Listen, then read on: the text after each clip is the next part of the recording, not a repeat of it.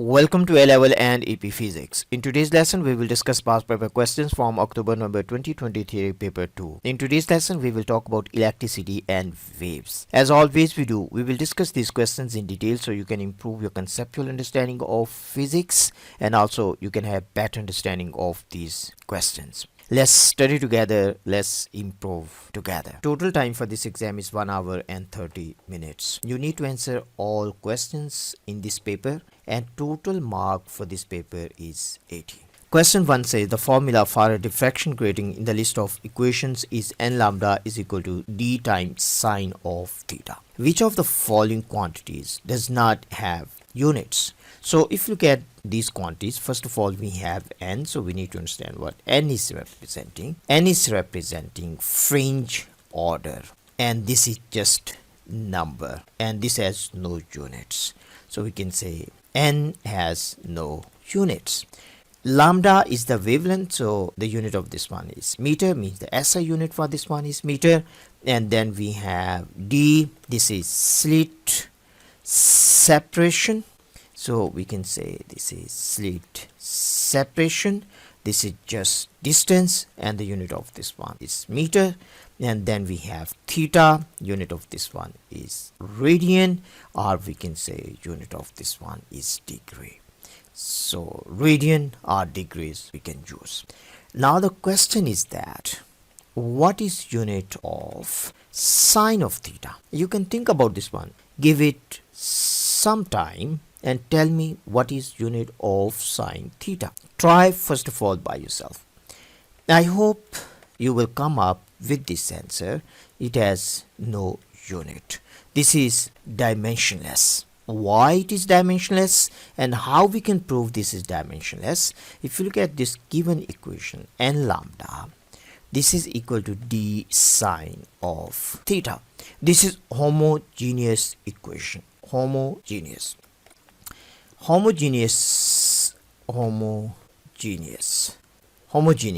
equation. It means that units on both sides are the same. So here we have unit on left side, that is meter, because n has no units and this has unit meter. So it means sine of theta is also dimensionless. So very important, next time they can ask you what is unit of sine of theta. Now if you go to these given options, the answer for this question has to be A, because n has no units. I hope this makes sense to you. If it makes sense to you, why sine of theta has no unit, why this is dimensionless, please like and subscribe because your encouragement is very important. If these videos are helping, like and subscribe because that is your encouragement for your teacher. More you appreciate the work, your teacher will be able to support you more and will be able to help you more. So please like and subscribe. Second question says the current potential difference graph for a diode is shown in the figure. Which of the following statements is correct for this diode? So there are few points we need to understand before we answer this question. If you have understanding of those points, it's wonderful. If you don't have, listen carefully.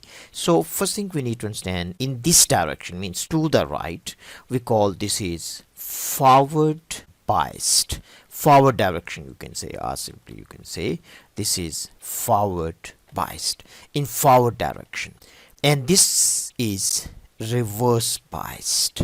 So these terms are very important. So we can say to the left is reverse biased.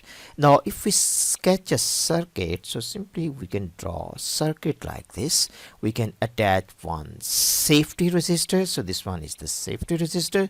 Always when we connect a diode in the circuit, we always connect one safety resistor. So this is one very simple circuit. So in this case you can see this is the positive terminal of the battery and this is positive side of the diode. This is negative terminal of the battery and this is negative side of diode, or you can say negative terminal of diode. So when we connect diode in the circuit, so this is how we need to connect in forward biased. So this is what we will say is forward biased. So this one is forward biased. We can also connect this one in reverse bias. So again, we can connect one safety resistor here, and we can connect our diode in this direction. So we can connect like this. So this is our diode. In this case, you can see the positive is connected with negative, and the negative of this diode is connected with positive. So this is in reverse biased. This is safety resistor. So this is forward bias and this is reverse biased. So these are some basic points you need to understand about diode. Now if you look at given options, it is given to us this diode does not conduct in the reverse direction, means in this direction.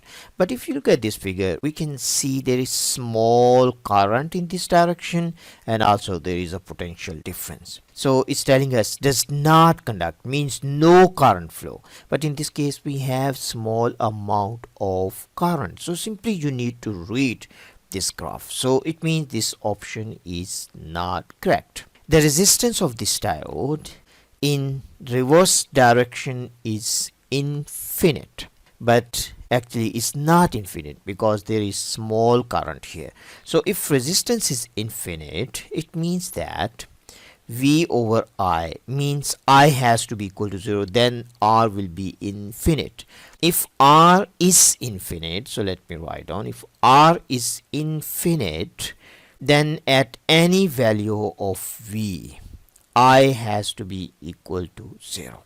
But in this case, we have some value of I. So it means resistance is not infinite. So option B is also incorrect. The resistance of this diode decreases when the PD is above 0.7 volts. 0.7 volts. And 0.7 volts as special name. We call this is threshold voltage. So it has special name. After that, we can see current increase rapidly. It means resistance decrease rapidly. Current increase rapidly and resistance decrease also rapidly, because I is equal to V by R. If this increases rapidly, this has to decrease rapidly. So it means decreases when the PD is above. Yes, after this resistance is decreasing. Let's say first of all we look at the resistance at this point, so I can draw this dotted line here, and then I can look at resistance at this point. For that purpose, I also need to draw another dotted line. So I can draw the line from here. So I can draw a line from here. If you look at the gradient of these two lines, gradient for the red line, you can see this is steeper, then this one is shallower. So what does it mean? Resistance in this case, the resistance in this case is equal to, we can say resistance is equal to 1 over gradient. Resistance is equal to 1 over gradient, because gradient is equal to I over V and resistance is 1 over gradient. Mean this is V over I. So if this gradient is steeper, it means resistance will be lower. Mean if this one is higher, this one will be lower, and vice versa is also true. So we can say resistance is decreasing after 0.7 volts. So the answer for this question is C. This diode does not conduct when the PD is below 0.7 volts. We have some value of current here. It means current can flow. So this is also not possible. So like this, you need to understand these are some beautiful points about diode. So these things should be very clear in your mind. Question 3 says, which of the following would increase the detail in an ultrasound scan? Means how we can get more details. So simply we can write down more details. More details are possible if we use higher frequency ultrasound waves. Higher frequency ultrasound waves. If frequency is higher, so we will get higher resolution image. High resolution image means that we will get more details. Now the question is that why we have to use the higher frequency. If the frequency is higher, lambda will be shorter, and if the lambda is shorter, it means objects size, so smaller objects in size can be seen if the lambda is shorter. Lambda, because when lambda becomes equal to object size, diffraction takes place. Diffraction takes place means significant diffraction takes place. Significant diffraction. If there is a significant diffraction, it will not be easy to see the image, or it will not be easy to get a clear image of the object due to diffraction. So there is a limitation on image resolution that depends on frequency used to create an image and size of the object. So when lambda wavelength of ultrasound waves is about equal to object size, then it becomes hard to get a clear image due to diffraction. So for more details, we have to use higher frequency ultrasound waves. Now if you look at given options, this is telling us increasing the duration of the pulses. Actually this will reduce the details, so this is not possible. Increasing the frequency of the ultrasound, yes, this will increase resolution, so this is possible answer. Increasing the intensity of the ultrasound waves, increasing the intensity, it will have no effect on details, so we can say this is also not possible. Increasing the wavelength, so this means frequency go down, so the resolution will go down, means detail will be reduced, so this is also not possible. So these are the points you need to understand about ultrasound. Question 4 says, in a current carrying copper wire, the drift velocity of the electrons is very small. Which of the following best explains this? For this question, simply we need to understand transport equation. So we can write down first of all transport equation. Transport equation simply tells us that current in a conductor, this is equal to NQVA. For this question, we need to explain why V is small, means V is the drift velocity. So we can make V the subject, so we can say V is equal to I over NQA. So V has to be small. V will be small if current is small, or V will be small if N is very large, if Q means the charge on single charge carrier, mean on each electron, if this is very large, or if A is very large. So for this question, if you look at given options, we can see in option A, it is given to us the charge on an electron is very small. If this charge will be small, this will be very large, so it means this is not possible. Cross-sectional area of the wire is very small. If this one is very small, V will be very large, so this is also not possible. The current in the wire is very large. If current is large, it means V will be large, so this is also not possible. The number of electrons per unit volume of the copper is very large, so N is the number density. So if N is large, this will be small, so you need to understand N is the number density. So these terms are very important. You need to understand the names of them. Number density. Number density simply is the number of charge carriers per unit volume. Number of charge carriers, simply you can say number of electrons, free electrons, number of charge carriers per unit volume. So this is N, means N is number density. So the answer for this question has to be D. So D is the correct answer. Question 5 says the graph shows how displacement varies with time for a particular point. Means we are talking about one point only as a wave passes. What exactly it means for a particular point? It means that if I look at this point all the time. So when time t is equal to 0, then time will be equal to 1 second, 2 second, 3 second, 4 second, 5 second, 6 second, like that. So at this point, how I will see the motion of the particle, this is how the motion of the particle will look like. Means the particle will go up, particle will go down. In this case, it doesn't mean it will go up or it will go down. It means that displacement will increase. Displacement can increase along vertical. Displacement can also increase along horizontal. So it means that if I'm looking at this particle all the time, I will see particle displacement is increasing, then decreasing, it become negative, and increase in magnitude, and then decrease in magnitude, increase in magnitude, decrease in magnitude, all the time. So it means that this wave, this graph, it can represent transverse wave, and also it can represent longitudinal wave. Understanding is very important.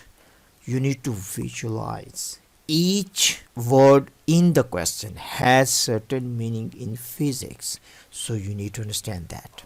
So this can represent transverse wave, it can also represent longitudinal wave. Now we need to understand which statement is not correct. So here we have time. So we have time on x-axis, means we can find the time period. So from here we can find out time period. Option is said the time period can be determined directly from the graph. Yes, this is correct. This statement is correct, but this is not correct answer.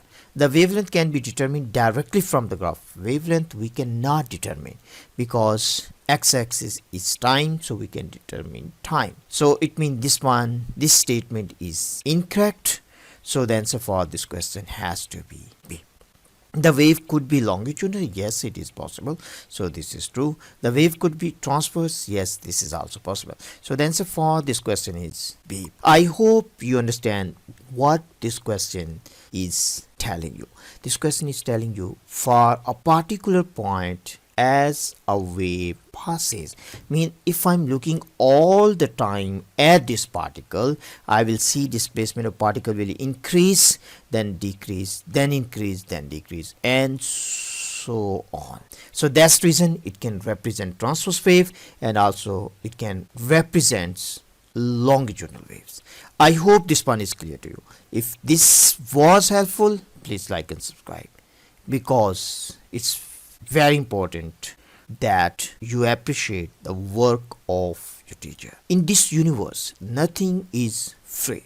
If you get something free, it means it's not good for you, because then you will be addicted and you will not use your abilities in the right way. So in this universe is all about give and take. Always we transfer, means we convert energy from one form into another form. As a human beings, we also work as a machine. We take certain type of energy, means we take in chemical energy, we convert into sound, we convert into heat, and mechanical energy means we walk in different forms of energy. So in this universe, remember, nothing is free. It's all about give and take. Give and take. Question 6 says the length of the string Vy is 0.6 meters. Which of the following is the wavelength of the standing wave? Wavelength. So first thing we need to understand the distance between two consecutive nodes. So here we can mark here. So this point is called node. This is also node. So this is node, and this point is also node. So you need to understand the distance between any two consecutive nodes is lambda by 2, and this point we call this is antinode, and this point is also antinode, means the displacement is maximum.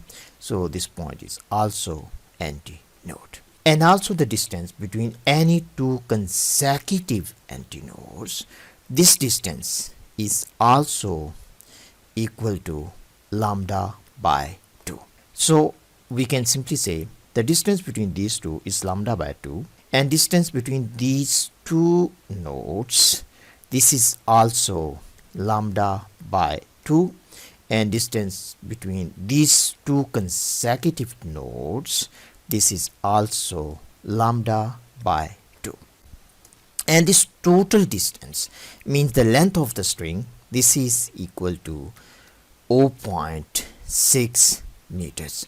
So the length of the string we can also say is equal to 3 times lambda by 2, and this is equal to 0.6 meters.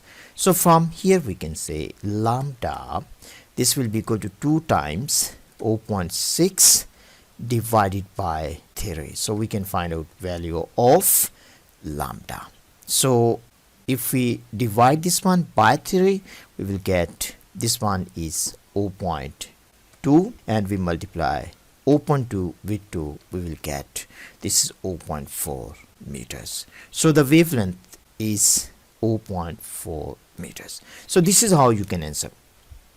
And so the main concept is that you need to understand the distance between any two consecutive nodes is lambda by 2, and also the distance between any two consecutive antinodes is also equal to lambda by 2. You can also understand the distance between node and antinode is lambda by 4. Maybe for some questions this understanding is very important. Question 7 says, which of the following sections of the string would be in phase with each other? So we have to look at these sections. We have section 1 here, we have the second section, we have the third section. In this section, if I look at this point, let's say this point is moving down, means this particle is moving down. It has this certain amplitude, so we can also draw the line here. So it's very important to understand in a beautiful way. So I can clear this ink. So we have one particle image in that at this point, the amplitude of this particle will be this, and particle here, its amplitude will be this much, and amplitude of this one will be this one, and this particle will be at rest all the time. And particle here, it will have this much amplitude, and this will be the amplitude of this one, and this one has very small amplitude, and this particle always will be at rest. Now if you look at the second loop and we look at the particles, if you look at this particle will be moving up with this amplitude. This particle also will be moving up, this particle will be moving up, and this particle also. So actually the amplitude of this you can just extend to this point. So this is the amplitude from the equilibrium. So you can also simply draw this arrow like this. So this arrow has to be like this arrow has to be like this. And if I take any particle here, the amplitude will be equal to this much. Amplitude of this one will be equal to this, amplitude of this one will be equal to this, and amplitude of this one will be equal to this. And if I look at particle at this point, this particle will be moving down, this particle also will be moving down, this particle will be moving down, this particle will be at rest all the time. This particle will be moving down, this particle will be moving down. Now if you look at these arrows, this is telling us when this particle start moving down, at the same time this particle also will start moving down. And when this particle will complete one cycle, this particle also will complete one cycle.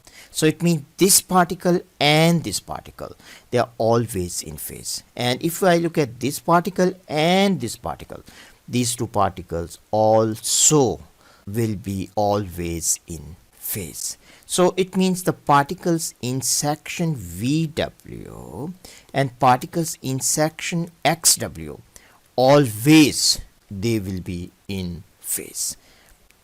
So we can simply say these two sections, the particles in these two sections always will be in phase. But if we compare these two sections, mean these two, these particles always they will be in anti-phase. It means that when this particle will move from this point it is moving up and this particle is moving down, so the phase difference is equal to 180 degrees. So these two particles always will be moving in opposite directions. Means phase difference is 180 degrees, it means moving in opposite directions. Means when this particle will move from this point to this point, always will be moving down, and this particle will be always moving up until this. Then it will start moving down, this will start moving up, and so on. So it will be this kind of motion, like this, like this, like this, like this. So VW and XW, they will be in phase. VW and XW, so this is not possible answer. VW and WX, they will be in antiphase. So like this you need to understand, we can say antiphase, so this is not possible. VW, WX, WX and XY, these two particles in these two sections, they also will be in antiphase, so we can say antiphase. So this is also antiphase. Like this you need to understand, antiphase. So it means this is also not possible answer. VW and XW, so VW and we have XY, they are in phase, so this is the answer. No sections are in phase, so this is also incorrect. So the answer for this question is C. Question 8 says a string is placed under tension capital T. A wave travels along the string. A second string has the same mass but twice the length. A wave travels along this string with the same velocity as the wave in the first string. Which of the following is the tension in the second string? So we need to find out tension. But we need to understand speed of wave in a string is equal to tension over mu, means the mass per unit length. So we can write down this is T, and here we have mass per unit length. So if we rearrange this one, we can say this is T, L divided by capital M. So we can simply say V is equal to TL divided by capital M square root of this. If we square both sides, we can say V square, this will be equal to TL divided by M. For this question, it is given to us speed is the same in these two strings. They have the same speed. Wave has the same speed in these two strings. So it means this quantity is the same. And total mass is also the same. So simply we can say V square times M. This is equal to T times L. So we can say this one is constant. A beautiful way means a systematic approach. So this means that T1, L1, this has to be equal to T2, L2. So we need to find out tension in the second string. So we need to find out T2. We can say this is equal to T1, L1 divided by L2. T1 is equal to capital T, and we can say L1 is equal to capital L, and L2 is 2 times L. So from here we can simply cancel this L with this one. So we got new value of T, that is equal to T by 2. T by 2. So the answer for this question is C. So this is in a systematic way you can answer. I use this approach because this approach, this technique is very helpful. A lot of questions in physics, tricky questions, you can answer with this technique. Question 9 says the diagram shows some of the energy levels for a hydrogen atom. Which of the following expression is equal to the lowest frequency of light possible from a transition between these energy levels? Lowest frequency. So we need to understand how energy change is linked with frequency. So this is energy change. From here we can say frequency is equal to energy change divided by Planck's constant. This is a constant, so if this energy is the smallest, this frequency will be the lowest.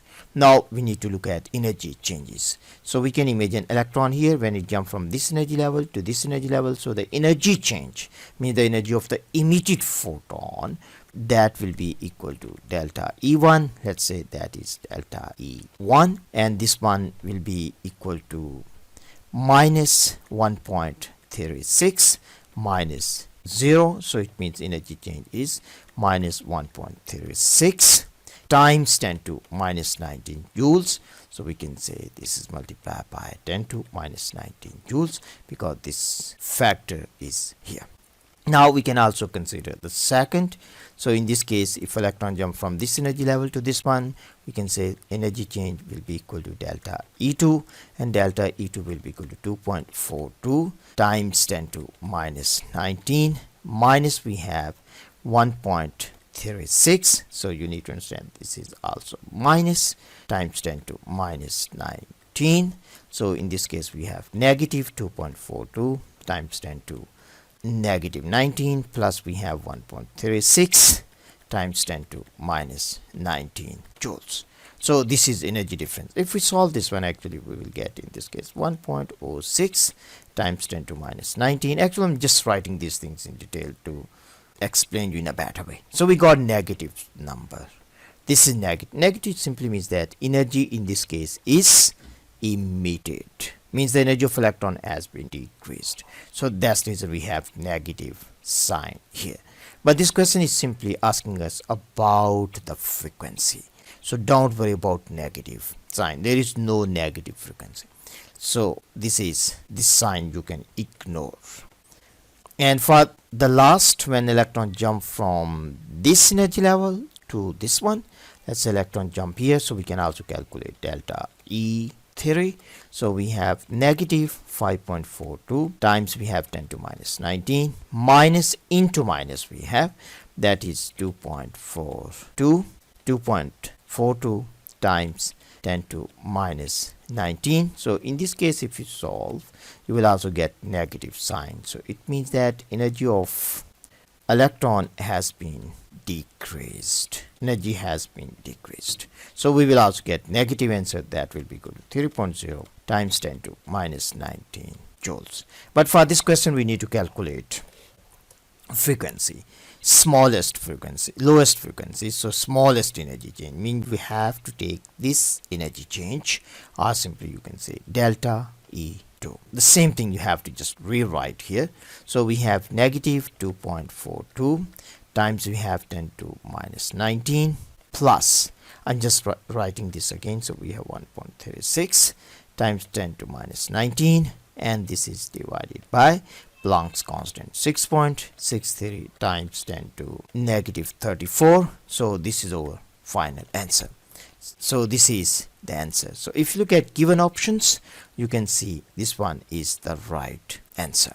We need to find the energy change, the difference, energy change, difference. So the final answer you will get is negative, but frequency cannot be negative. So it simply tells us energy has been decreased, energy of the electron has been decreased. So we can write down in this form.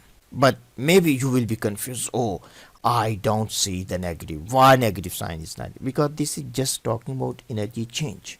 So if I do this one, I will get answer in this case minus 1.06, and this is divided by 6.63 times 10 to minus 34. This negative sign simply tells us energy of electron has been decreased. So I can also write down simply this one. Let me write down here. So I can say this is equal to 1.06 times 10 to minus 19, because this factor is there. So this is 10 to minus 19 divided by Planck's constant. We have 6.63 times 10 to minus 34. So you can ignore this negative sign, because this simply tells you decrease in energy of electron. So you can ignore. So that's the reason they have ignored. They have written the energy change. So that's the reason you don't see negative sign here. So don't get confused with this one. This simply tells you energy of electron has been decreased when it jumped from this energy level to this one. So the answer for this question is D. Question 10 says two photographs X and Y were taken of the same car windscreen. Photograph Y was taken through a polarizing filter. Which row of the table is correct? So first of all, if you look at photograph X and if you look at photograph Y, you can see in photograph Y we can see inside the car, but in photograph X we cannot see inside the car. So first of all, you need to figure out why this is the case, why we cannot see inside the car in photograph X. So this is the first thing you need to understand, and this is due to the light. When the light reaches the windscreen, when it reaches the windscreen, so this is the boundary between windscreen and air. So there is change in medium, so some of the light will be reflected, some of the light will be transmitted, mean it will be refracted. So this is you need to understand. So here we are using polarizing filter, so we can say we are using polarizing filter here. We also need to understand what will happen to the transmitted light and what will happen to reflected light. So these points we need to understand. Let me explain you this one with the help of this diagram. In this diagram you can see we have incident light. When it reaches this boundary, means boundary between air and windscreen, some of the light is reflected, some of the light is transmitted. And this incident light, this is unpolarized, mean it can oscillate in any possible direction. So this is unpolarized. So this is the first thing you need to understand. Incident light is coming from sun, so this is unpolarized. And this one is partially polarized. I hope you understand what is the difference between unpolarized light and partially polarized light. Very important point, I will explain you after a while.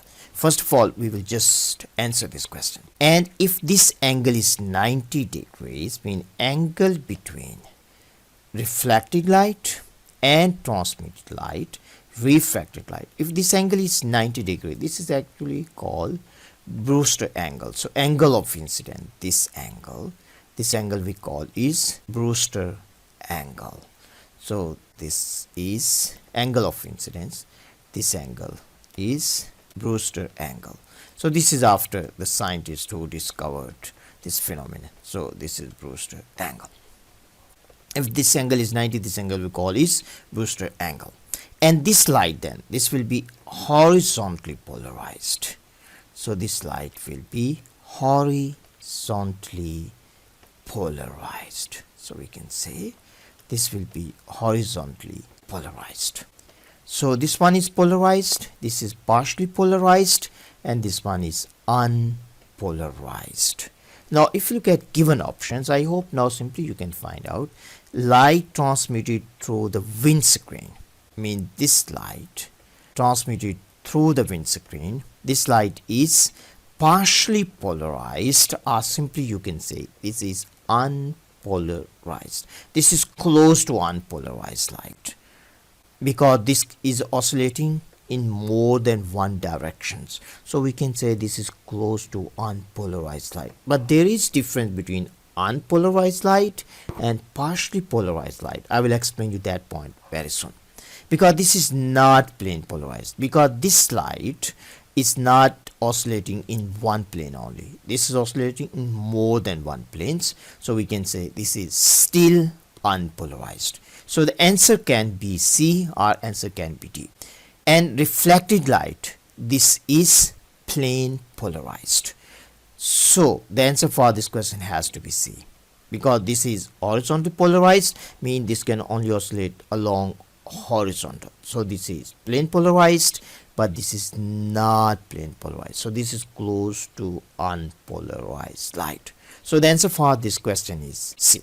Let's try to understand what is difference between unpolarized light and partially polarized light. I will explain you in a very brief way. So first of all, you can simply imagine we have light that is unpolarized. So simply you can imagine, so this light, this is representing unpolarized light, mean light can oscillate in all possible planes, in all possible direction. So this is unpolarized light. And in front of this unpolarized light, if we place a filter, let's say this filter we place, so this is transmission axis of this filter, and then we rotate this filter by angle of 90 degrees. So now it is horizontal. So in this case, at any angle, the intensity we will receive, that will be I naught by 2. The intensity of unpolarized light is I naught, and we will receive intensity. If this light is unpolarized, it doesn't matter whatever is the angle of polarizing filter, always we will get I naught by 2. So it means this is unpolarized light. Simply we can check with the filter. Now if we have partially polarized light, so let me draw here. So let's say this light, this is representing partially polarized light. Partially polarized light.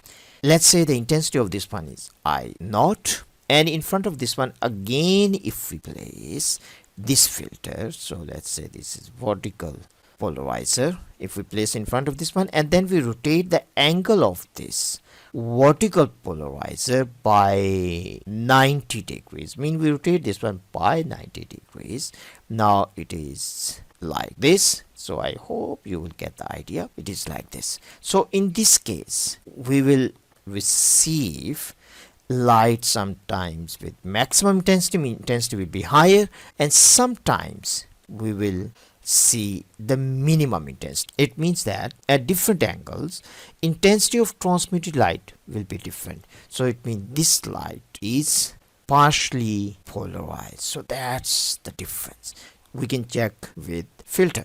Now about polarizing glasses. As this light is horizontally polarized, we can avoid glare. So we have to use polarizing glasses with vertical transmission axis. I mean this is, I hope you can see here, we have with vertical transmission axis this. So you can see this is vertical. Transmission axis are vertical because this light is horizontally polarized. To block this light or to avoid glare, we have to use glasses with vertical transmission axis. That's all for this video. I hope you have better understanding of polarization now.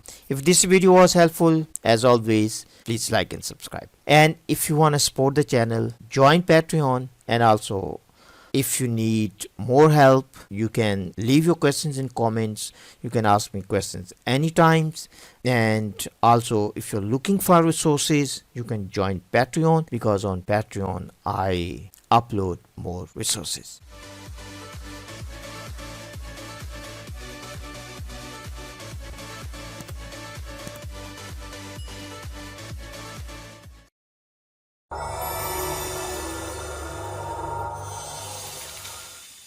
Welcome to A-Level and EP Physics. In today's lesson, we will discuss past paper questions from October-November 2023 paper 2. In the last video, we have already discussed section 1, all questions from section 1, and today's lesson we will start from section 2, question number 11. As always we will discuss these questions in detail so you can improve your conceptual understanding of physics, and also you can have better understanding of these questions. Let's study together, let's improve together. Question 11 says, some animals use a pulse echo technique to collect information about their surroundings. Describe how this technique provides information about the surroundings.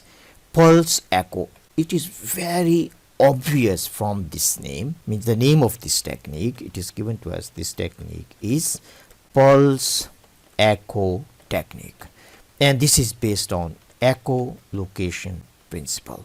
So we can say this is based on echolocation principle. Now what is meaning of echolocation? Echo means that this is reflected sound. So when we say echo, it means we are talking about reflected sound, or you can say reflected pulse in this case, and this reflected sound will locate objects, mean the position of objects we can determine using echolocation technique. Mean animals, they use this technique. Let me explain you a little bit about this one. Imagine that this is a wall or this is any object. First of all, imagine that animal is located here. This animal will transmit a pulse. So this is the pulse. So this is pulse. This pulse will hit this object and it will reflect back. So now we will call this one is echo because this is reflected sound. An animal can detect the time between transmission of the pulse and receiving of the pulse, and based on that time it can determine the position of the object or location of the object. So this technique is pulse echo technique. You can also see here, in this case this is our source. It will emit ultrasound waves. They will go this way and they will hit this and come back. There will be reflection. So if we have time taken, for example, just look at this one.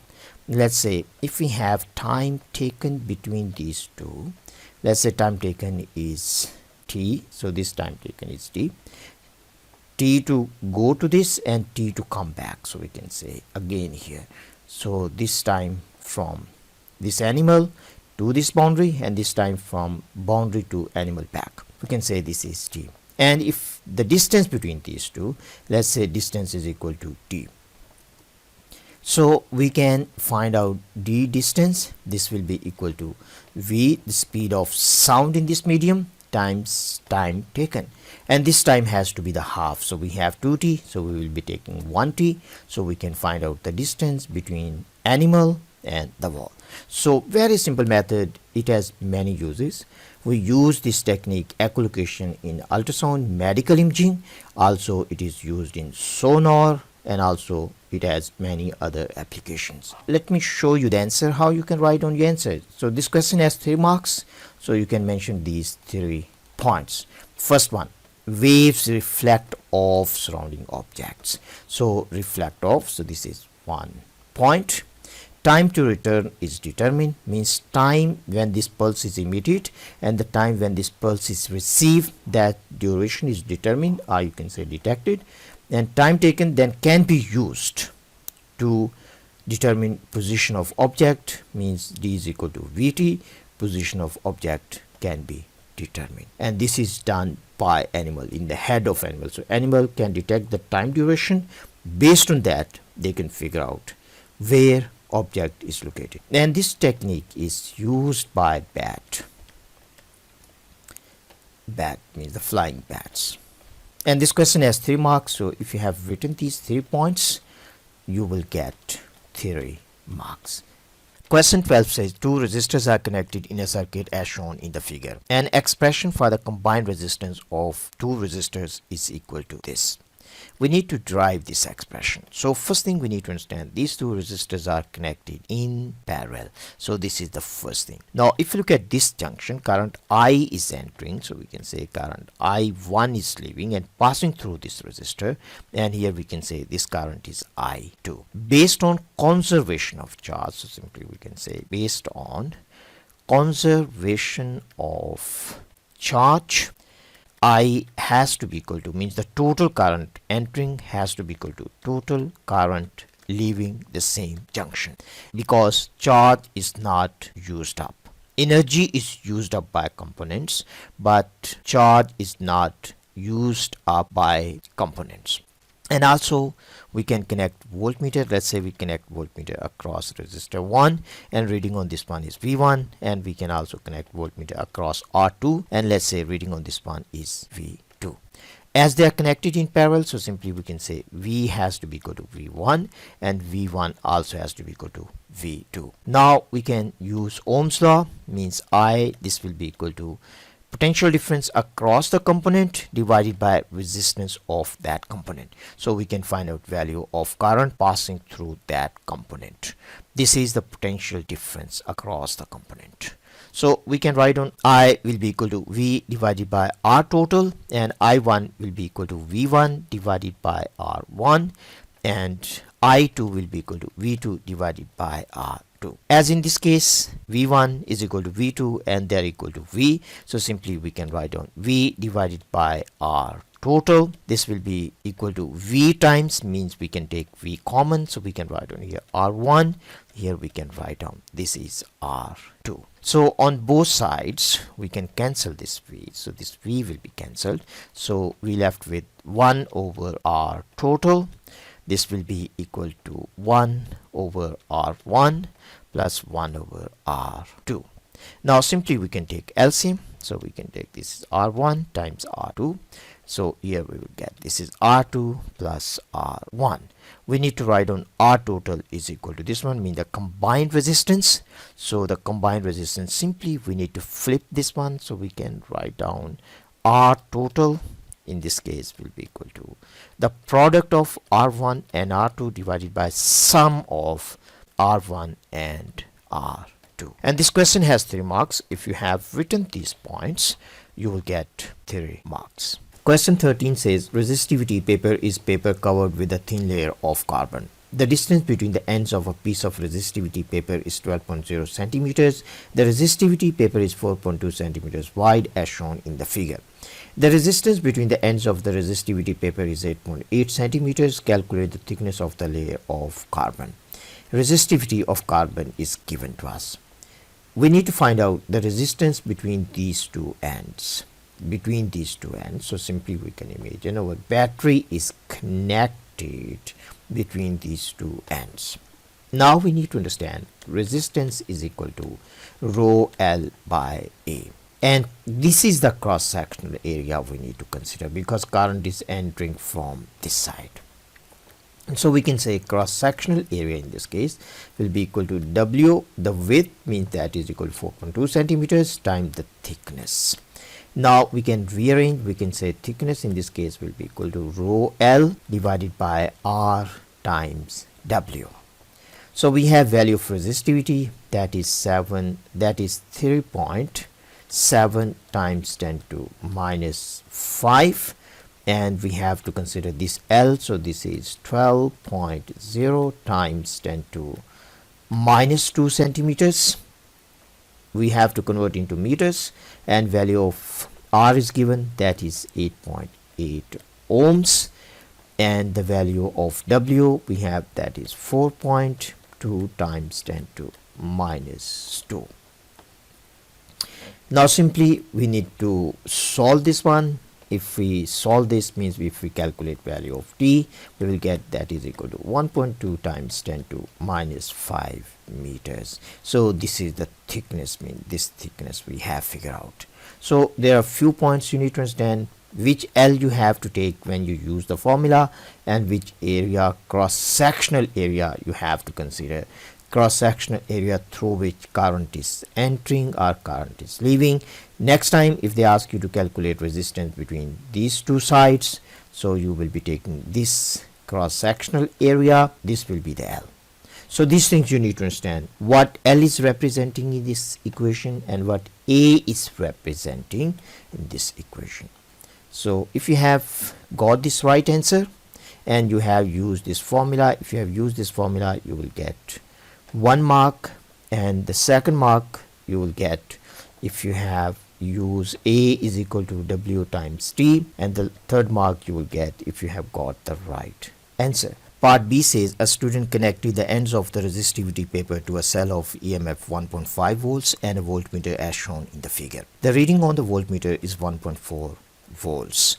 Calculate the internal resistance of the cell. So this reading is given to us, so this is equal to 1.4 volts. It also means that PD across the terminals of the cell, we can also imagine, first of all, this is the internal resistance, so we can draw, this is over cell, so this one is over cell, so the PD across terminals of this cell is also equal to 1.4 volts. So if we connect our voltmeter across terminals of this cell, the reading on this one has to be equal to 1.4 volts. And EMF of this one is 1.5 volts. It means 0.1 volts is wasted here.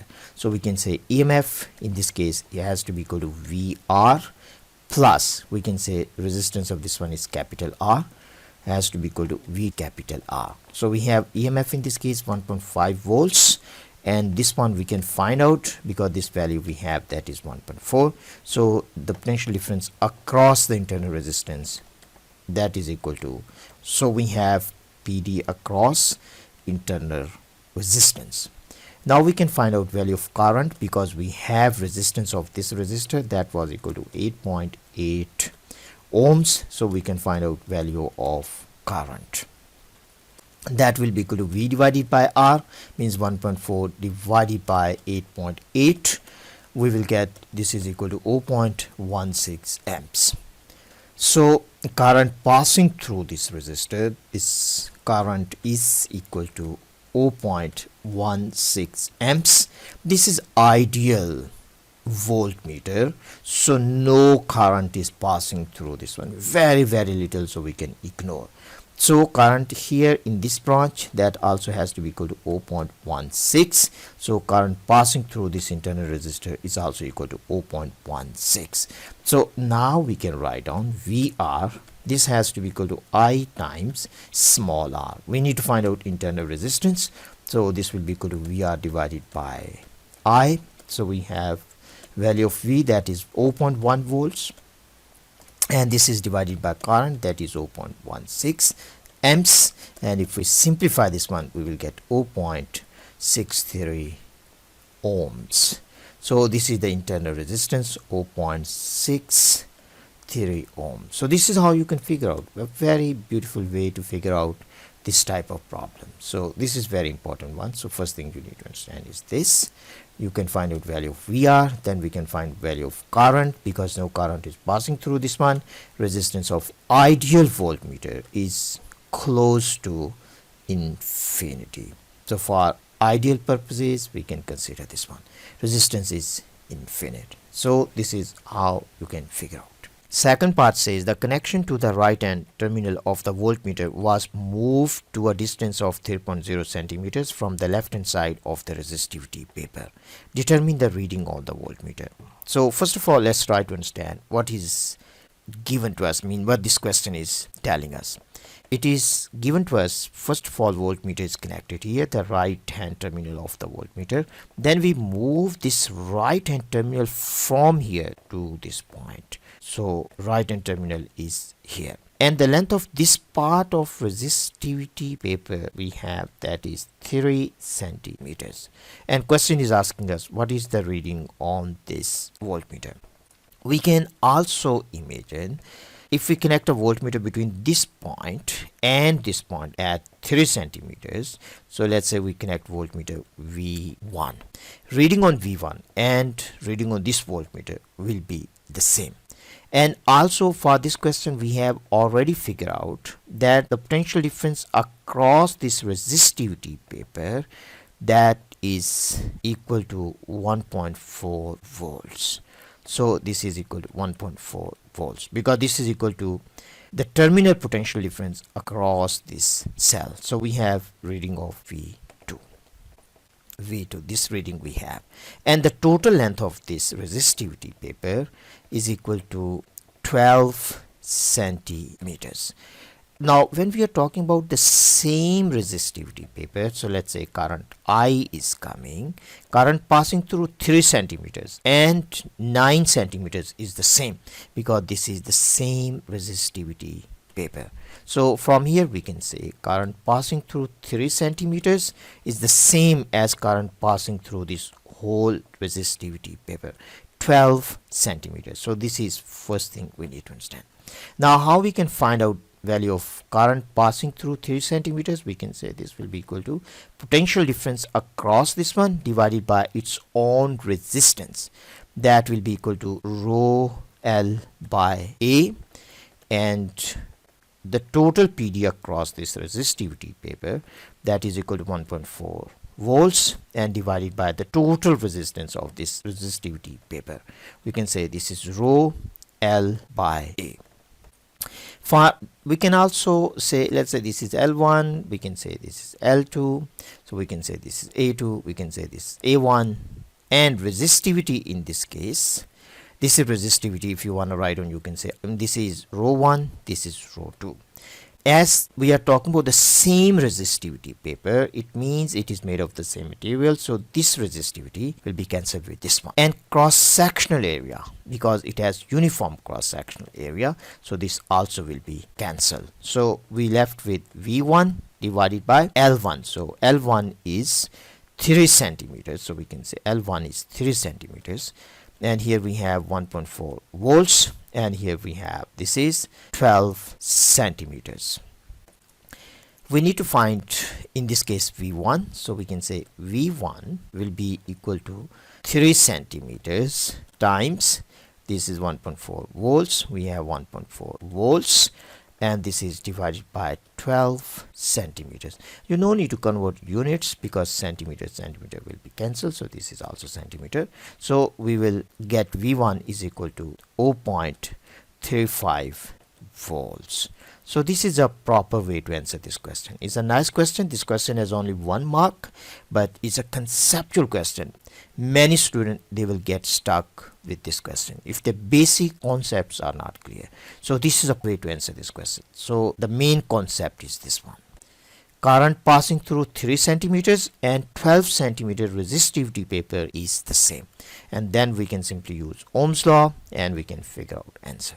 Question 14 part A says, deduce whether the circuit would switch on the heater when the temperature falls below 10 degrees Celsius.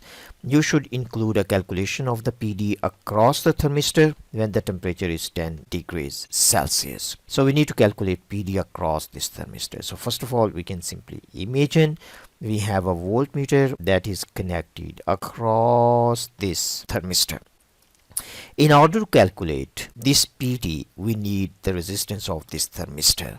And resistance of the thermistor, we can simply read from here when the temperature is 10 degrees Celsius. So we have 0, 1, 2, 3, 4, 5. So this is 10 degrees Celsius. At 10 degrees Celsius, we can read value of resistance. So this is 2 ohms. So the resistance of this thermistor is 2 ohms. So we can say resistance of thermistor, this is equal to 2.0 ohms. Now we need to find out the PD across this one. As this resistor 15 ohms and thermistor, they are connected in series, it means current passing through thermistor is the same as current passing through these two together. Means 15 ohms plus, we can say 2.0 ohms mean thermistor. This is the total current. Total current is equal to the current passing through this thermistor, because current passing through the switch is negligible. We are assuming its resistance is very high. As current is the same, so we can say PD across thermistor, simply you can say V1 divided by the resistance of thermistor, that is equal to 2.0. Total PD means the total PD across this one and this one, that is equal to 6.0 volts, and the total resistance of these two resistors in series, we have 15 plus we have 2.0. So from here we can find out value of V1. V1 in this case will be equal to 0.706 volts.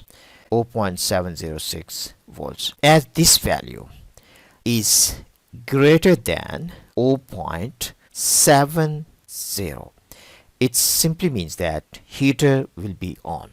As temperature go down further than 10 degrees Celsius, resistance will increase. Mean this value will increase. So this resistance will increase. As this resistance increase, it means this V also will increase.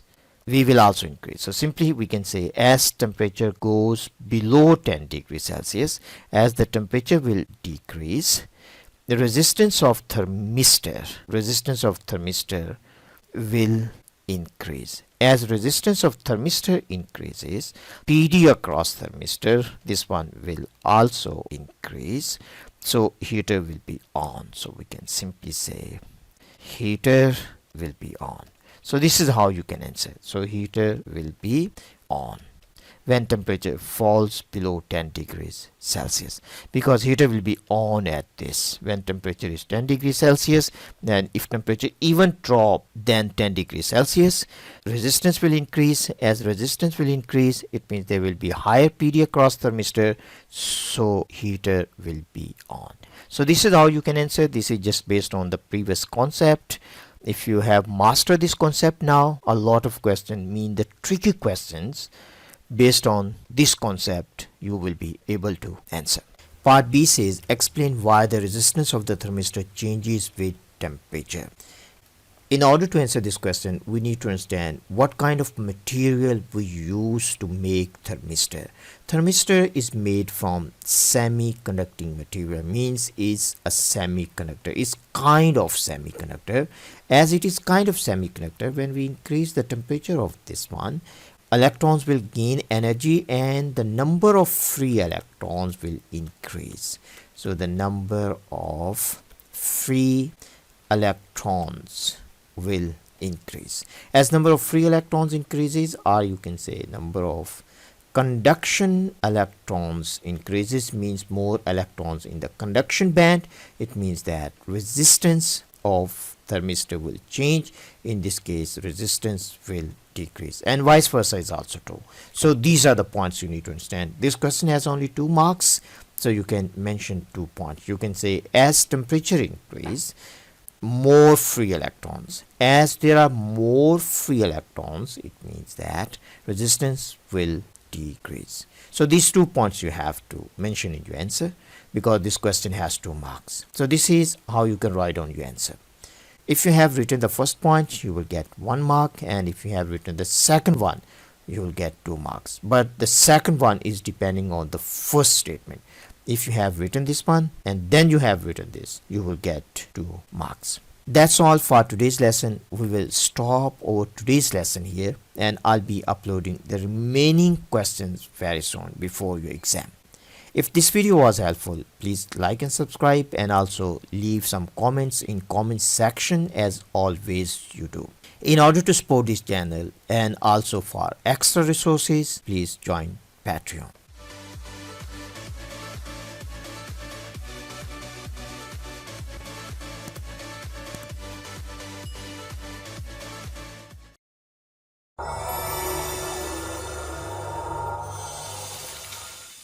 Welcome to A-Level and EP Physics. In today's lesson, we will discuss past paper questions from October-November 2023 paper 2. In today's lesson, we will start from question number 15, and we will try to cover all remaining questions in today's lesson. As always we do, we will discuss these questions in detail so you can improve your conceptual understanding of physics, and also you can have better understanding of these questions. Let's study together, let's improve together. Question 15 says, a teacher demonstrated the behavior of electrons traveling through graphite. An electron beam was directed through a thin piece of graphite towards a fluorescent screen as shown in the figure.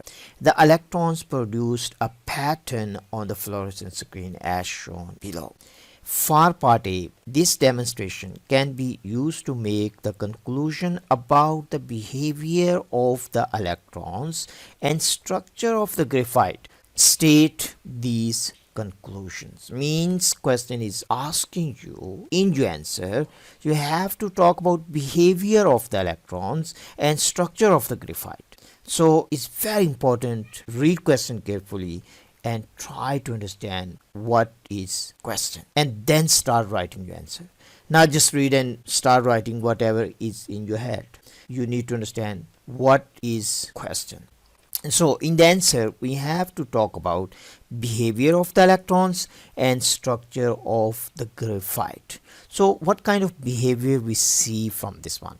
So imagine that first of all, if electrons are particles, so when they pass through graphite, we will just see them at one point. We will see them means we can expect we will see them at one point. All of them, they will go straight through the graphite, because we are using in this case thin beam of electrons, mean electron beam is used, mean electrons are just traveling in a straight line.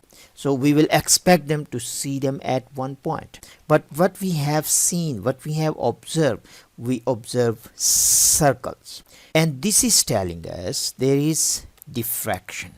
So this tells us diffraction means in this case electrons, they spread out, and spreading out is diffraction, and diffraction is only property of waves. So this is only property of waves. Mean waves can exhibit this kind of behavior. So from here we can say in this case electrons are behaving as wave. How do we know they are behaving as wave? Because electrons diffract. So there is a diffraction of electrons, and diffraction takes place if gap size is about equal to the wavelength of the wave is about equal to lambda of the wave.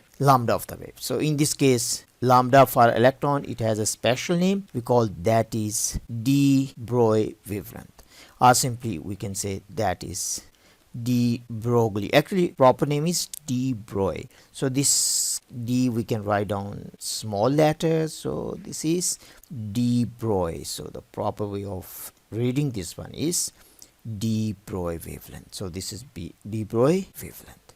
So these are the points you need to simply understand. So when we look at the pattern, so it means electrons are behaving like a wave, and this is diffraction pattern, and diffraction is property of waves only. And diffraction takes place when the gap size is almost equal to the wavelength of the wave, means significant diffraction takes place that time. So this gap size means that this is gap between atoms, or we can say spacing between atoms, and we see these kind of regular circles. It means atoms inside crystal, they are arranged in graphite, they are arranged in an order, means they have regular pattern. So these things you need to understand. Physics is not about memorizing. Physics explains the beauty of nature. So you need to understand physics, not just memorize. I hope these points are clear to you. Now let me show you the answer, how you can write down your final answer. So this is what you need to write down. For the answer of this question, we need to talk about the behavior of the electrons and structure of the graphite. So we can say electrons diffract as they pass through the graphite. So this is graphite, pass through the graphite.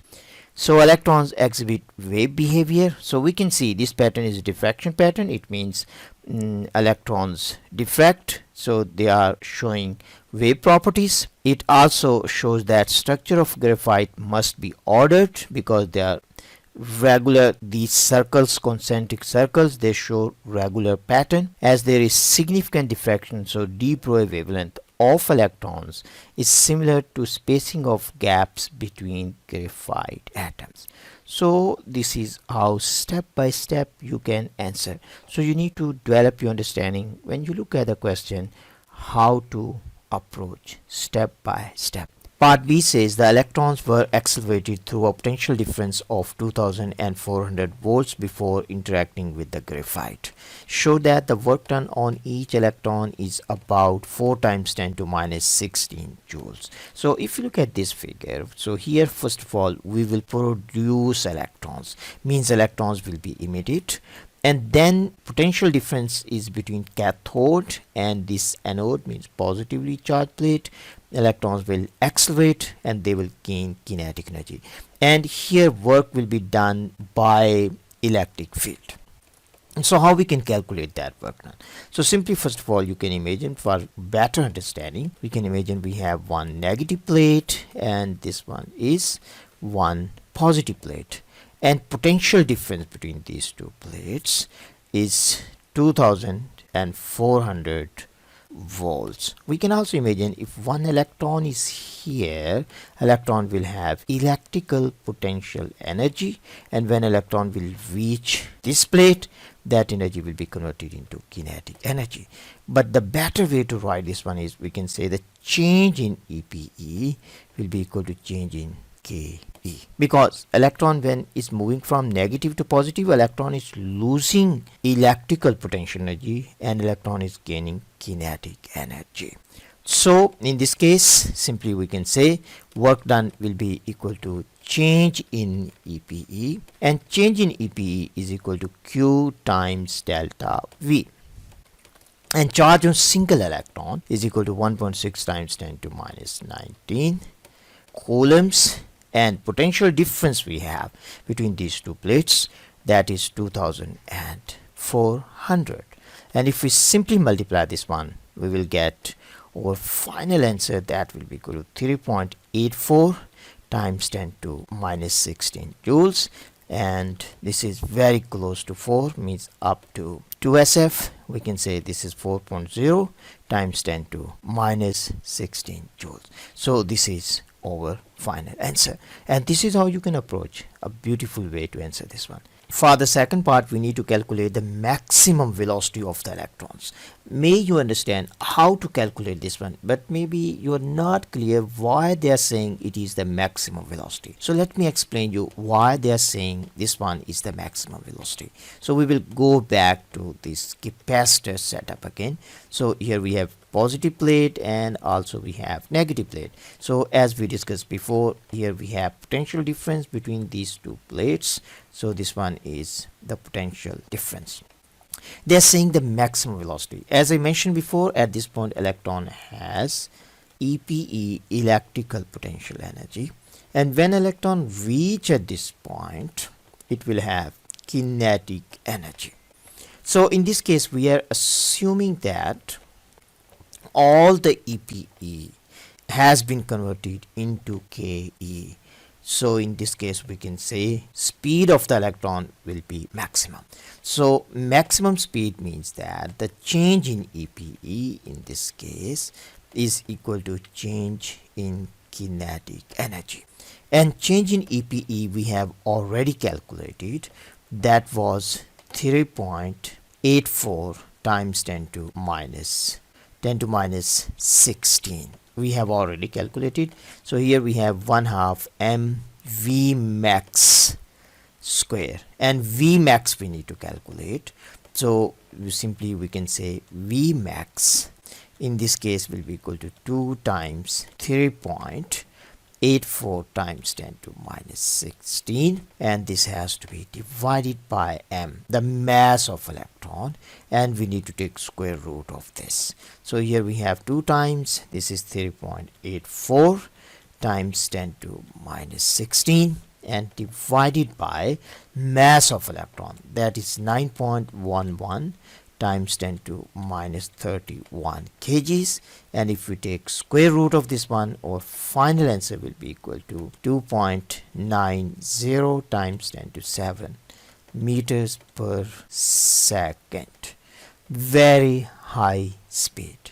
So this is how we can calculate, and this is the maximum velocity, maximum speed, because in this case we assume all the electrical energy has been converted into kinetic energy. Third part says the accelerating PD was then increased. Explain how the pattern on the screen would change. Mean how this pattern will change if we increase this PD. Means the potential difference between cathode and anode. If we change this, how pattern on the screen will change. In order to understand this one, we need to understand the relationship between wavelength and momentum of moving particle. This is de Broglie wavelength. So this is de Broglie wavelength. So this is de Broglie wavelength. For this question, it is given to us potential difference increase, but we have no information about momentum. So how we can link this momentum with PD? So first of all, we need to understand how kinetic energy is linked with momentum. Then we can link kinetic energy with PD. Kinetic energy is equal to 1/2 mv square. We can say this is 1/2 mv times v. Now if I multiply this one with m and divide by m, we can simply write down this is 1/2 mv. This is, here we have 1 mv. These two we can combine. This is another mv, and this is divided by m. And you need to understand is that mp, this is equal to momentum. So we can simply write down here, this will be p square divided by 2m. So this is how kinetic energy is linked with momentum. From here we can say momentum will be equal to 2m ek, root of this one. But we have already discussed that kinetic energy, this is equal to q times delta v. So we can write down here, this is 2m. So ek you can replace with q times delta v. So the root of this one. Now we understand how momentum is linked with PD. So we can simply write on here, this is H divided by 2m q times delta V and root of this one. So if PD increase, it means lambda will decrease. And if lambda decrease, diameter of circles decreases. So let me write down one point here. If the lambda, this go down, diameter of circles also decreases. So we will say diameter of circles also decreases. And if lambda increase, diameter of circles will increase. Mean diameter of these circles, in this case lambda is decreasing, so diameter of these circles will decrease. Mean these circles become smaller and they get closer, and spacing between circles also decreases. So these are the points you need to understand to answer this question. And if you are curious about lambda and how diameter decreases, you need to understand this equation. And this is not part of your syllabus, this is just for your information. So if this lambda decrease, this is constant, d is the spacing between atoms, so sine of theta will go down. If sine of theta decreases, it means that theta also decreases. So if this theta decrease, it means diameter of this circle will decrease. I hope this is clear to you. Now let me show you the answer. In your answer you can mention these points, so I will just clean this, so we can clean this part. So this is how you can write down your answer. In your answer you have to mention these points. You can say increasing the accelerating PD increases the maximum momentum of the electron. So we have mentioned these points. Then you can use this formula. Then you can say, as in this case momentum increases, it means lambda decreases. So wavelength of electron decreases, so diameter of the circles would decrease. So this is how you can answer. Question 16 says a solar cell has a thin coating of thickness d to reduce the reflection of light. White light incident on the coating is reflected from the top and bottom surfaces of the coating. This produces a final reflected beam as shown in the figure. For part A, explain why some wavelengths of the incident white light will be missing from the final reflected beam. So simply question is asking us why missing wavelengths. Missing wavelengths, the reason behind that, missing wavelengths due to destructive interference. So I hope you will simply say that will be due to destructive interference. And we also need to write down the condition for destructive interference, means why destructive interference will take place in this case, and that will be due to path difference. If this is equal to n plus 1 by 2 times lambda. So these are the two main points you have to mention in your answer.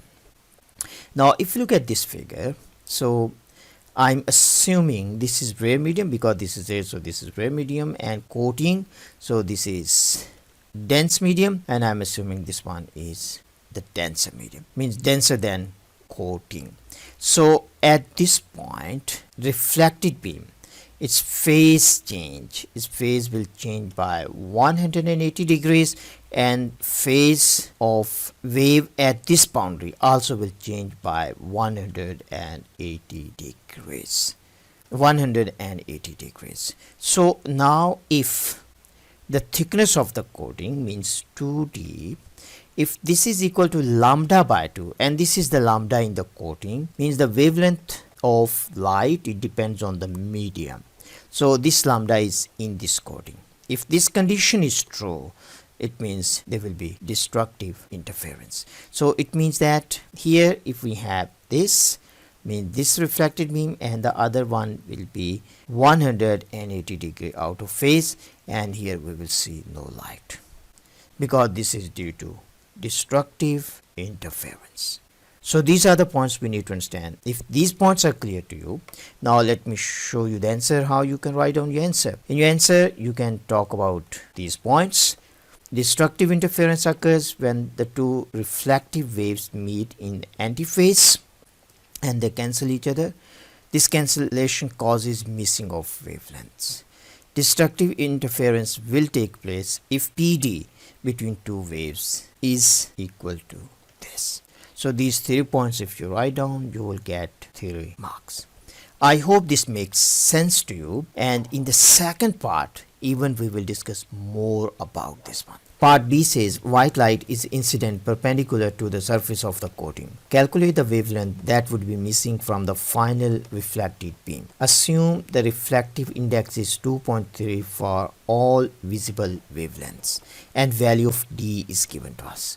In the last part we have already discussed that destructive interference will take place. Destructive interference will take place if 2D means the thickness of this coating, this is equal to lambda by 2. Thickness is D means 2 times of the thickness, means the total distance traveled by the light in the coating. So this is equal to 2D. We are assuming angle is 90 degrees. So simply we are assuming light go this way and the waves then come back along this way. So it means the total distance in the coating is equal to 2D. So we can find out value of lambda in the coating.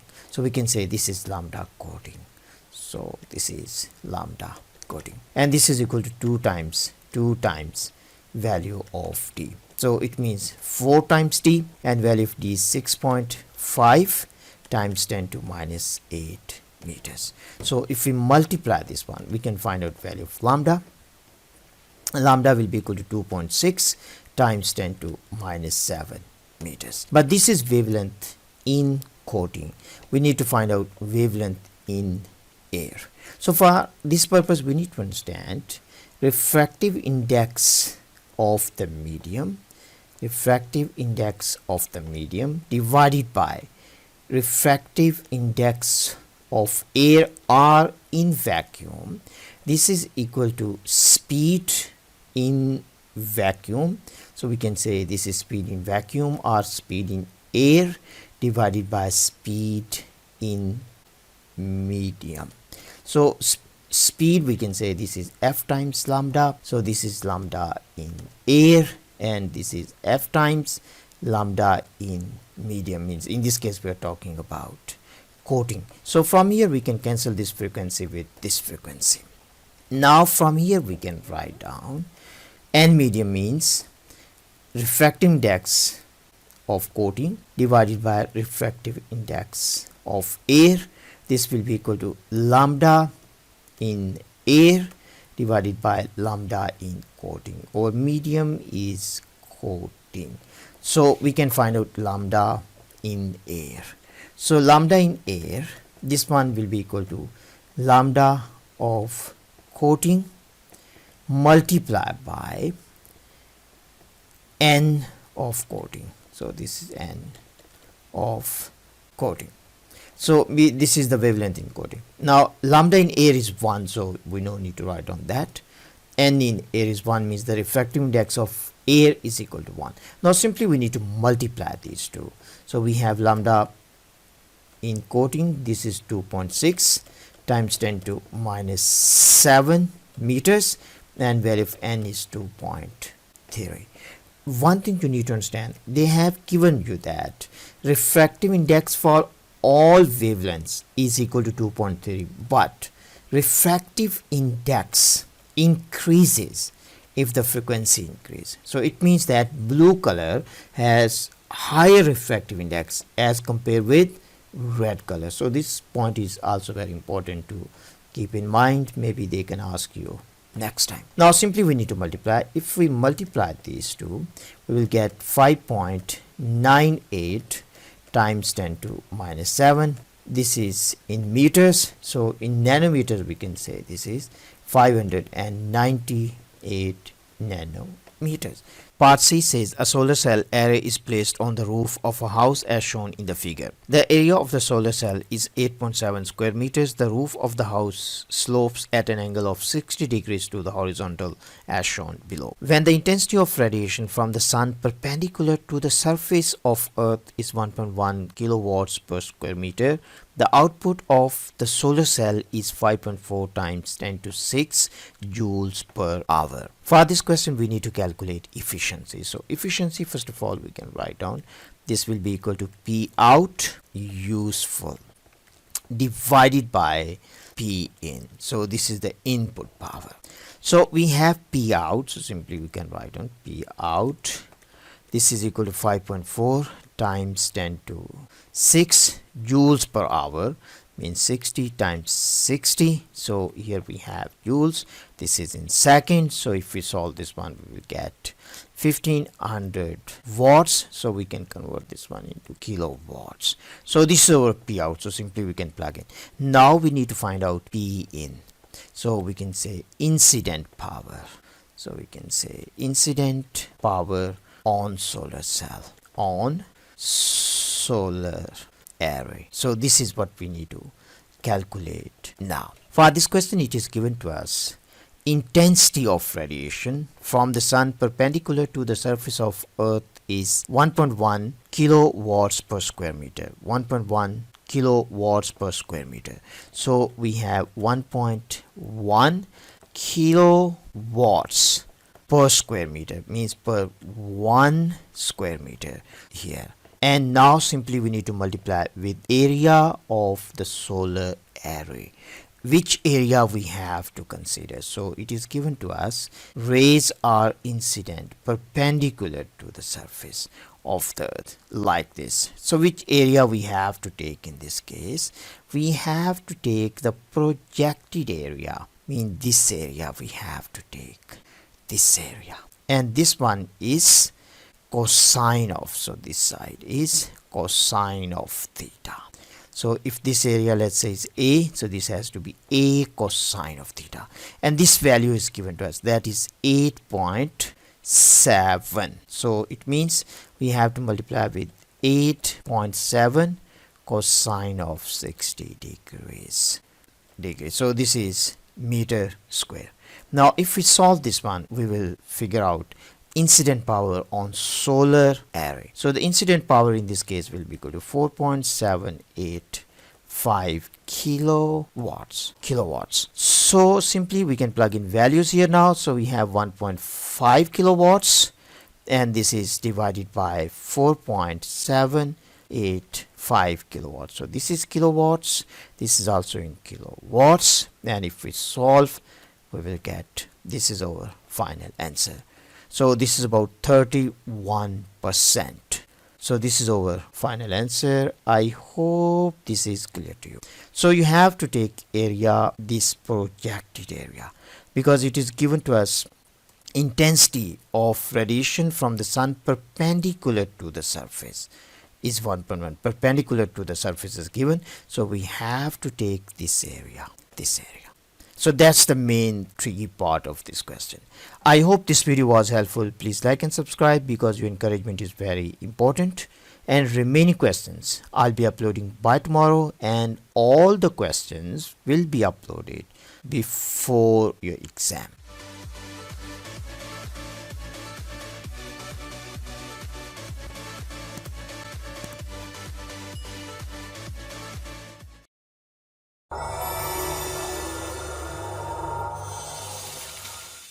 Welcome to A-Level and EP Physics. In today's lesson, we will discuss past paper questions from October-November 2023 paper 2. In today's lesson, we will discuss remaining 2 questions from this paper. As always we do, we will discuss these questions in detail so you can improve your conceptual understanding of physics, and also you can have better understanding of these exam questions. Let's study together, let's improve together. Question 17 says, some students investigated the photoelectric effect. They used a piece of magnesium ribbon placed inside a cylinder of copper gauze as shown in the figure.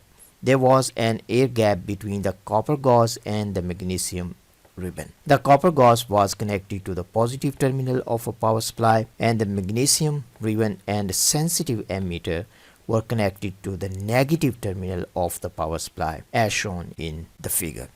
The students made the following observations. When light from an ultraviolet lamp was incident on the gauze and ribbon, a current was detected by the ammeter.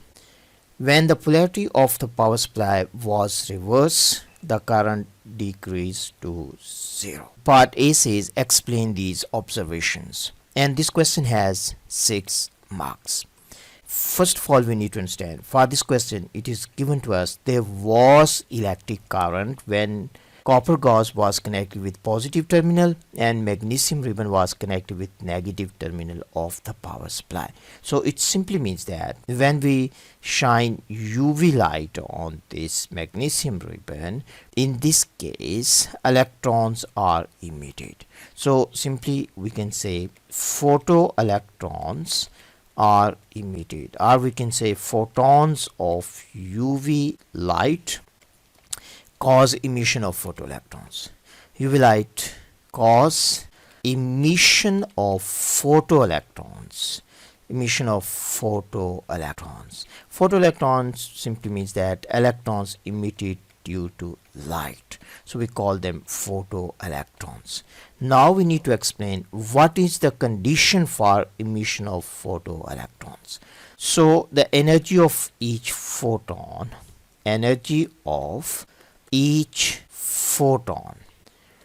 has to be greater than work function of the metal. We can say work function of metal.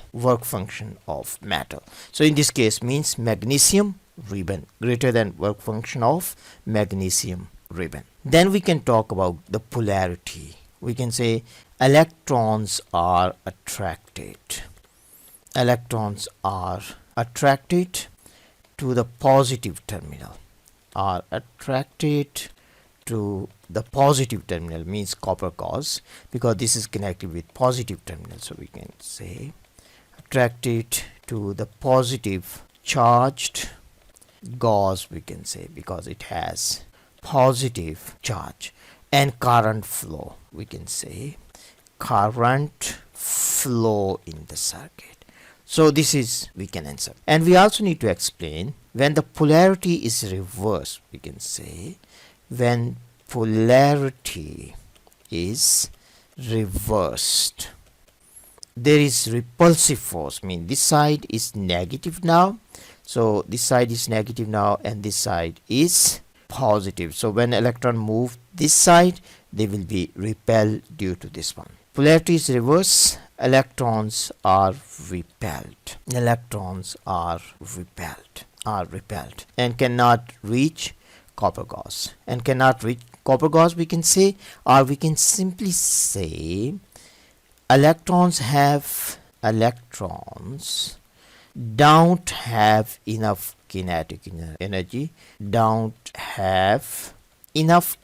energy, to reach negatively charged copper gauze. Don't have enough kinetic energy to reach copper gauze, negatively charged copper gauze. So we can say copper gauze, or we can say cannot move across the gap, across this gap. So these are the points we can write down in our final answer. First of all, photons of UV light cause emission of photoelectrons. Then we can say what is the condition for emission of photoelectrons. Energy of each photon has to be greater than work function of metal. And then we can talk about the polarity. When this side is positive, means copper gauze is positively charged. These emitted electrons, they are attracted towards copper gauze and they create current in the circuit. And when we change the polarity, there is a repulsive force that will repel electron, or we can say electrons do not have enough kinetic energy to move across the gap between magnesium ribbon and copper gauze. So these 6 points you can write down. Let me show you the answer, how you can write down your answer. This is how you can write down your answer. You can mention these 6 points in your answer. If you write down photons of ultraviolet cause photoelectrons to be emitted from the surface of the magnesium ribbon, you will get 1 mark for that. If you say photon energy is greater than work function of magnesium, you will get another mark. The emitted photoelectrons are attracted to the positively charged gauze, you will get another mark and create the current. When the polarity is reverse, current is zero because electrons no longer have enough kinetic energy to move across the gap. It's a typical question. In a lot of papers you will see this one, so you should be able to explain these observations. A very typical question about photoelectric effect. Part B says the students reconnected the circuit so that a current was detected when ultraviolet light was incident on the gauze and the ribbon. The students replaced their original lamp with an ultraviolet lamp with a much greater intensity. Explain the effect this had on their experiment. So first thing we need to understand, we are using the same lamp. It means that we're using the same UV light, but intensity is greater, means the light is brighter. Intensity you can also understand simply more photons. If the intensity is greater, same light, if intensity is greater, it means greater number of photons, so the light will be brighter, light will be intense, it means it has more number of photons. So simply you can understand with this. This is one way to understand, but we can also understand this one with equation as well. So what is intensity? First of all, you need to understand intensity is power over surface area, and power is equal to energy over time times area, and this is the energy, this is representing total energy. But we can break down this energy into number of photons, and we can say energy of single photon, and we can divide by T times A, and this is intensity. So in this case we increase intensity, but we keep the same EM radiation, means energy of each photon does not change. So what exactly it means? It means number of photons, they increase. So this is the first thing you need to understand. We can also understand this equation a little bit more. Energy of each photon, we can write down this is equal to HF divided by T times A. Now in this case, if in the question it is given to you that intensity remains same, but we increase the frequency of EM radiation, mean we change the light, so how about the number of photons? They will go down, and vice versa is also true. Very important equation, relationship. A lot of tricky questions you can only answer with this one. In this case, first thing, number of photons has been increased. If the number of photons increase, now let me explain you with this simple example. If we, let's say we have first of all two number of photons, so the number of electrons, maximum number of electrons emitted from the surface can be only 2 photoelectron. This is the maximum possible number of photons, but in practice number of emitted photoelectrons are much less than the coming photons, and that's the reason efficiency of solar cell is very low. And in the second case, when the intensity has increased but we use the same light, now we can imagine, let's say 3 photons are coming, or you can say 4 photons are coming. So if 3 photons are coming, the maximum number of photoelectrons emitted from the surface can be 3, but not more than that. So this means higher intensity. We can say this is more intense light, or it is brighter. You can also say this light is brighter and this one is less bright, or we can say dimmer. So less bright, or proper way to say is dimmer. So this is dimmer. I hope this makes sense to you.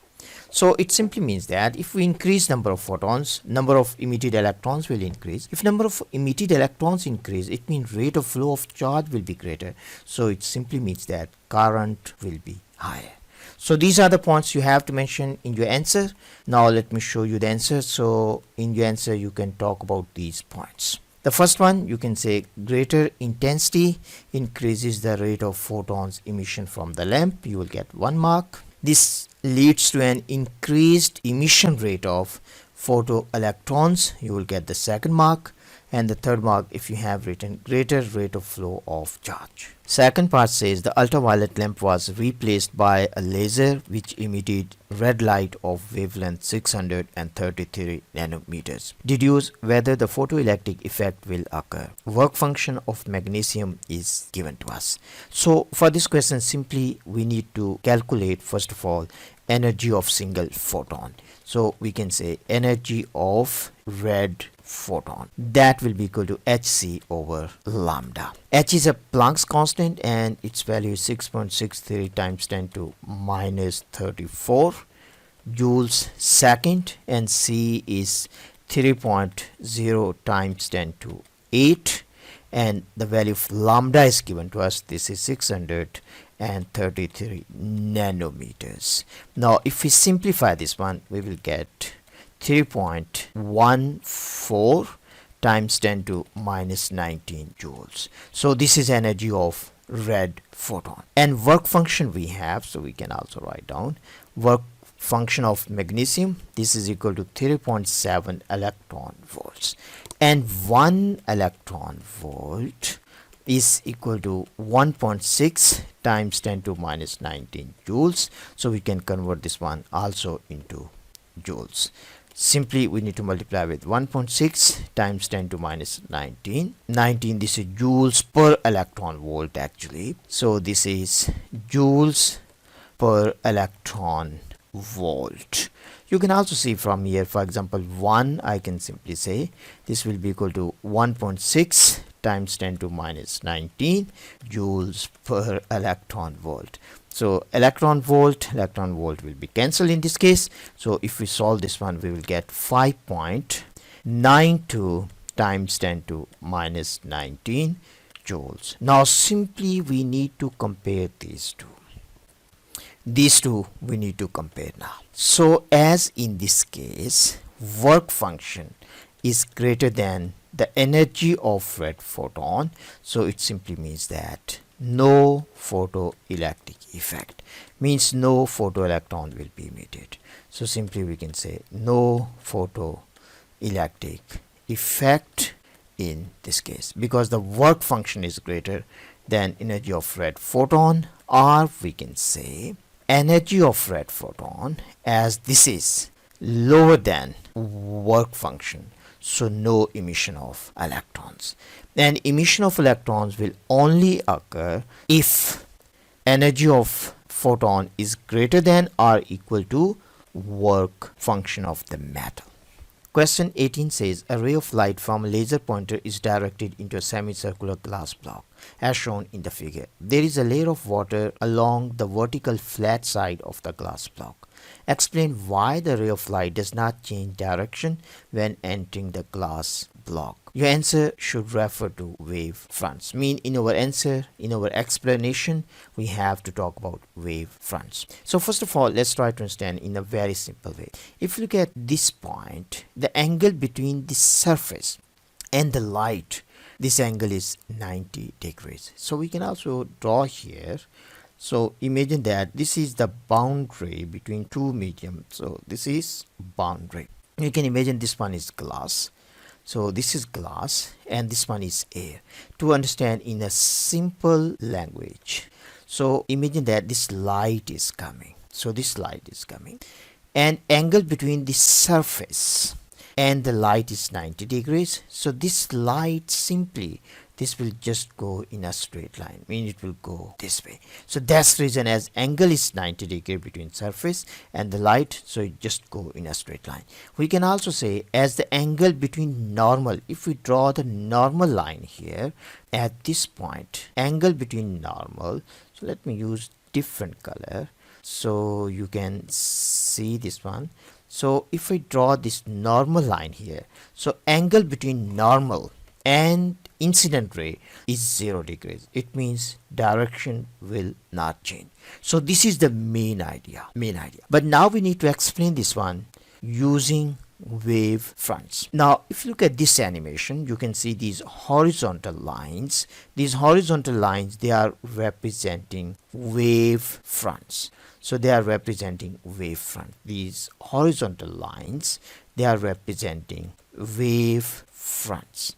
And if you look at these wave fronts, you can see these wave fronts are parallel to the boundary between glass and air, so they enter the glass at the same time. Mean all points on the wavefront, they enter the glass at the same time. And when they enter the glass is a different medium and it has higher refractive index, so they will slow down, but they will slow down by the same amount. As they slow down by the same amount, so direction will not change. Direction only changes if they slow down by different amount. Mean they are in one medium, means some points on the wavefront they are in glass, some points on the wavefront they are in the air. So the speed will be different because air and glass, they have different refractive indices. So that's the reason. Now let me explain you in a very simple way. First point you need to say, as wave fronts, they are parallel to the boundary between glass and air, and they enter the glass at the same time, and they slow down all the points on the wavefront by same amount, so there is no change in direction. That's all what you need to say. Now let me show you the answer. So this is how you can write down your answer. You can say a wavefront is a line on which all points are in phase. The wavefronts are parallel to the boundary between air and glass. You can say light is traveling along the normal. All the points on the wavefront enter the glass at the same time. The wave slows down as it enters the glass block, but the whole wavefront travels the same distance in the same time. So ray does not change direction because they slow down by the same amount. So these are the points you need to understand. Now one thing more, let me explain to you. If you look at the gap between wavefronts in air and in glass, you see in glass the gap between them decreases, and the gap between two wavefronts, the distance between two wavefronts is representing the wavelength. If the wavelength gets shorter, frequency is the same, it means speed decreases. So this is telling you the speed decreases when they enter the glass. A beautiful question, why they do not change direction? Because all points on the wavefront, they enter at the same time and they slow down by the same time. So it's like running. You're holding a rod, people are holding a rod and they run at the same speed. So always they are parallel, so direction will not change. If some persons who are holding this rod, they are faster, some are slower, so they will be changing directions. Part B says, show that the critical angle between glass and water is about 60 degrees. Refractive index of glass is given and refractive index of water is also given to us. Critical angle. So first of all, we need to understand critical angle simply means that if we draw a normal line here, so this is the normal. Critical angle means that angle of refraction. This angle has to be 90 degrees.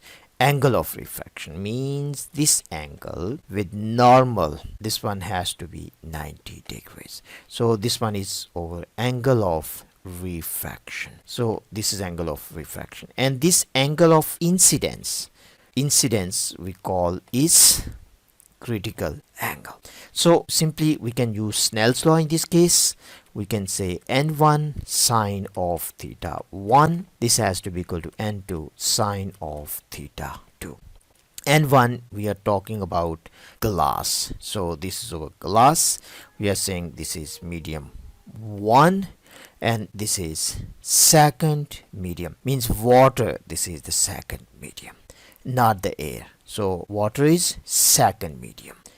So for medium 1 we have refractive index 1.51, sine of theta 1, we don't know what is value of angle, we need to find out. We can say this is the critical angle. N2 is 1.33 and we have sine, angle has to be 90, so we have sine of 90 degrees. Now from here we need to find out sine of theta c, this has to be equal to 1.33 divided by 1.51. We need to find out value of angle, so we can take sine inverse 1.33 divided by 1.51.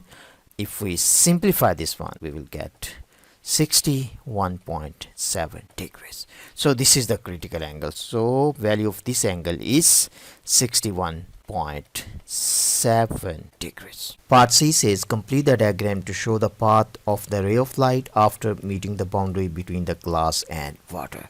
So first of all, we need to draw the normal line here.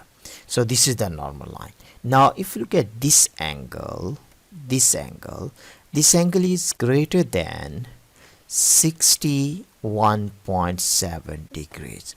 As this angle is greater than 61.7 degrees, it means that there will be total internal reflection. Total internal reflection. So simply you need to draw the line like this. Total internal reflection. That's all what you need to do. So in this case, these two angles, they have to be the same. If I say this angle is theta 1, this has to be also equal to theta 1. So we can say this is theta 2. So theta 1 has to be equal to theta 2 because this is total internal reflection. Means simply this is reflection but no refraction. So this is total internal reflection. So simply you have to draw the normal, then you need to draw this arrow. Part D says the photograph shows a hand holding a glass beaker containing water. Fingerprints are a series of ridges and valleys on the surface of the fingers. The valleys trap air when the finger presses against the glass as shown in the diagram below. Light in the water is incident upon the boundary between the glass and the air. The critical angle between glass and air is 40 degrees. Skin has a similar value of refractive index to glass. Very important point. Explain why the fingerprints are seen as light and dark regions. So first thing we need to understand is that skin has a similar value of refractive index to glass.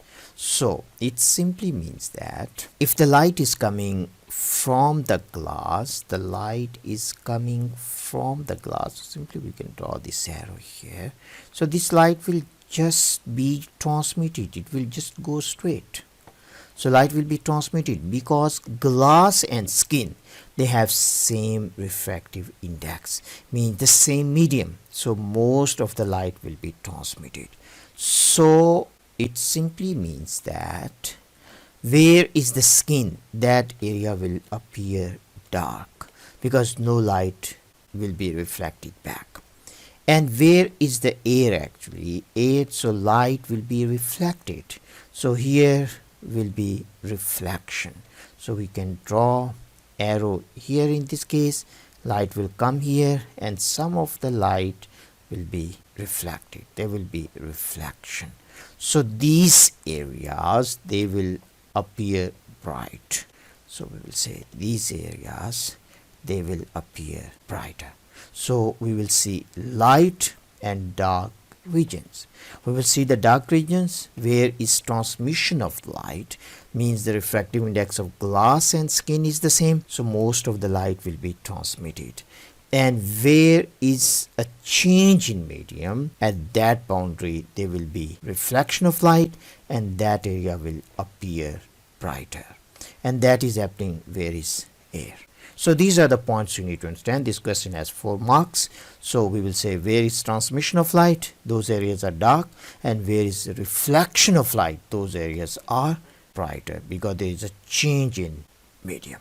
So if you got this point, now let me show you the answer. So in the answer you can mention these points. You can say some of the light traveling from the glass is transmitted into the skin. I mean it is transmitted because they have the same refractive index. So dark areas appear where fingers is in contact with glass. Some of the light traveling from the glass is reflected from air or from the valley. Light areas where air is in contact with glass.